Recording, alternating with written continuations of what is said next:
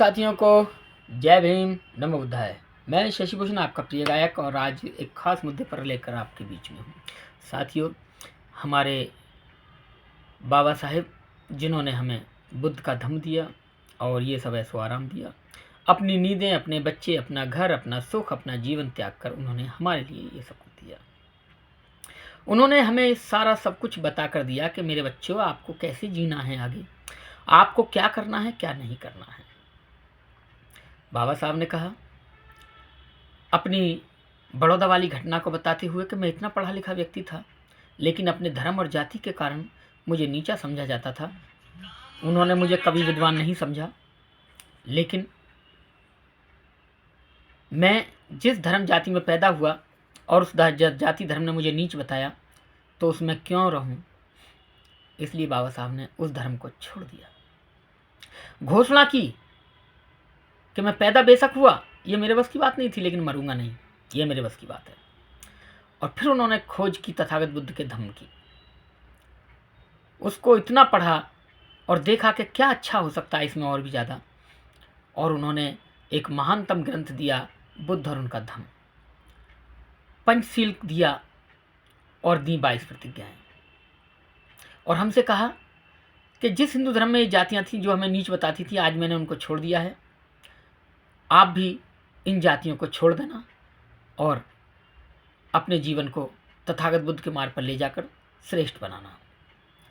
लेकिन बाबा साहब के उन अथक प्रयासों से जिन लोगों ने नौकरियां पाई, यहाँ तक पहुँचे, जिनको बात माननी चाहिए थी, उन्होंने बाबा साहब की बात नहीं मानी। उन्होंने सोचा कि बाबा साहब तो अल्प बुद्धि हैं, हम ज़्यादा बुद्धि वाले हैं, हम ज़्यादा पढ़े लिखे हैं बाबा साहब से, हम ज़्यादा ज्ञानवान हैं बाबा साहब से, इसलिए हम क्यों बुद्ध को मानें। हम तो नहीं मानते बुद्ध को, हम तो अपने उसी हिंदू धर्म में, जिसमें पुराना धर्म है, उसी में रहेंगे। ये बात सभी पर लागू होती है।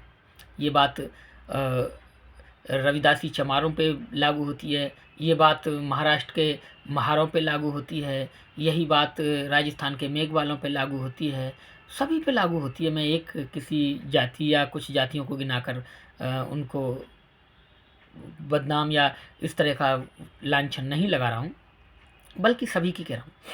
लेकिन उन लोगों ने बाबा साहब की इस बात को नहीं माना। जिन्होंने माना, उन्होंने सिर्फ खुद तक माना, उनके बच्चे फिर वहीं पहुंच गए जहां से वो आए थे। साथियों, बाबा साहब डॉक्टर अम्बेडकर चाहते थे कि मेरे समाज के लोग इस गंदे धर्म से दलदल में ना रहें, वो बुद्ध धर्म को अंगीकार करें, बौद्ध बने। लेकिन उनके मानने वालों ने उनके साथ धोखा किया, छल किया, उन्होंने उनकी बात नहीं मानी। बाबा साहब कहते थे कि ये प्रतिनिधित्व जो आपको मिला है, जो आरक्षण से आपको नौकरी मिली है, ये नौकरी आपको नहीं बल्कि आपके पूरे परिवार को मिली है। लेकिन बाबा साहब के मानने वाले लोगों ने क्या किया, उन्होंने नौकरी की, किसी बड़े शहर में पहुँचे, घर बनाया, मकान बनाया, गाड़ियाँ बनाई, बच्चों को खूब ऐशो आराम दिया, अच्छे स्कूलों में पढ़ाया, विदेश तक पढ़ाया। लेकिन उनके भाई के बच्चे, उनकी बहनों के बच्चे वहीं गरीबी में रहकर अपना जीवन गुजारते रहे। उन्होंने कभी मुड़कर अपने माँ बाप को, अपने भाई को, अपनी बहन को नहीं देखा, उनके बच्चों को नहीं देखा। और लास्ट में जब उनका जीवन अंतिम पहुंचा, तो उन्हीं के बच्चों ने फिर उन्हें अनाथ आश्रम भेज दिया। ये उनके साथ होना था, और ये आपके साथ भी होगा अगर आपने ऐसा किया है। साथियों, अगर आप बाबा साहब के संविधान से नौकरी पाकर अगर आप खुद सक्षम बन रहे हैं और अपने भाई बहन रिश्तेदारों के बच्चों को नहीं देख रहे हैं, तो ये वही है कि जैसे कोई पहलवान अखाड़े में पहलवानी करता है, अच्छे अच्छे पौष्टिक दूध पीता है और ड्राई फ्रूट खाता है, अच्छे अच्छे पकवान मेवे खाता है और अपनी सेहत बनाता है, पता चलता है कि उसका आधा शरीर तो अच्छा होता जा रहा है और आधा शरीर वैसे ही पहले की तरह सूखता रहा है।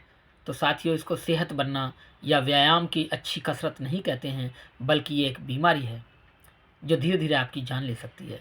बस यही बीमारी समाज की थी जो उन लोगों को लग गई, जिन्होंने कहा कि बेटा जितना पैसा कमाना है कमा ले, अपनी 4-6 पीढ़ियों का भला कर जा।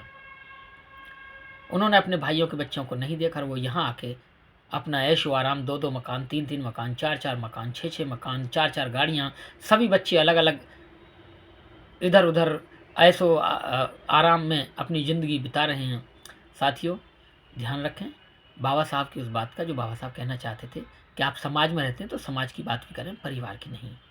हाँ, परिवार होता है कि जिस परिवार में आप पैदा हुए हैं उसको देखना आपका लाज़मी फ़र्ज़ बनता है, लेकिन जिस परिवार और समाज में आप पैदा हुए हैं तो समाज को भी आपको देखना है, अपने उन रिश्तेदारों को भी देखना है जो आपसे आस लगाए बैठे हैं। लेकिन आपने ऐसा नहीं किया। बाबा साहब या कोई और व्यक्ति या समाज आपको कभी माफ़ नहीं करेगा, तो कदापि ऐसा ना करें।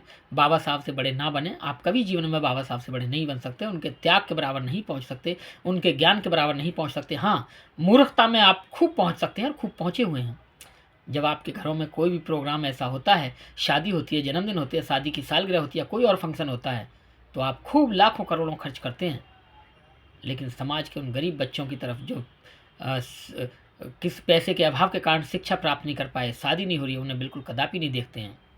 आज आप 2-2 करोड़, 4-4 करोड़ की शादियाँ कर रहे हैं। ये आपकी शान की बात नहीं है, बल्कि आपकी मूर्खता की बात है। अगर आपको शादी ही इतनी करनी है या ऐसा देना है, तो आप यही 1 करोड़, 2 करोड़ बच्चों को एज़ ए गिफ्ट पैसे दे सकते हैं, पैसे ट्रांसफ़र कर सकते हैं। लेकिन शादी सिर्फ़ कोर्ट में या किसी सामाजिक ऐसी जगह करें। ये जो आजकल फार्म हाउसों में इतनी महंगी-महंगी शादियाँ हो रही हैं, इतना पैसा खर्च हो रहा है लाइट पर, इतना पैसा खर्च हो रहा है डेकोरेशन पर, इतना पैसा खर्च हो रहा है आतिशबाजी में, इतना पैसा खर्च हो रहा है डीजे, इतना पैसा खर्च हो रहा है साउंड में। इन सब के कारण आपको ये बर्बादी की ओर ले जा रही हैं और आप चिंता ना करें, आपसे बढ़कर बहुत अमीर बैठे हैं।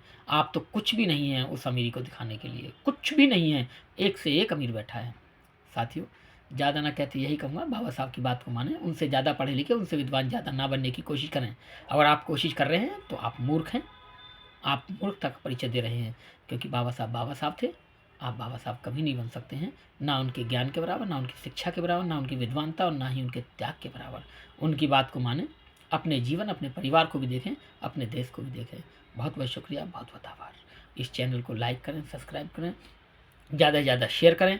मेरी बातों से अगर किसी को ठेस पहुंची हो तो इसमें मैंने कुछ गलत कहा नहीं है, जो कहा है सच कहा है, और तो इसमें माफ़ी मांगने जैसी वाली कोई बात नहीं है और मैं मांगना भी नहीं चाहता, क्योंकि मैंने जो कहा है सोच समझकर पूरे होशो हवास में कहा है। और एक बात ये कहना चाहता हूँ कि पे बैक टू सोसाइटी पर 1,40,000 हमारे फॉलोअर्स, सब्सक्राइबर हो गए हैं, और बहुत बहुत बधाई आपको। इसी तरीके से हमारे इसको पे बैक टू सोसाइटी पेज को लाइक करने के लिए, सब्सक्राइब करने के लिए बहुत बहुत शुक्रिया, बहुत बहुत आभार। जय भीम, जय भारत, नमो बुद्धाय।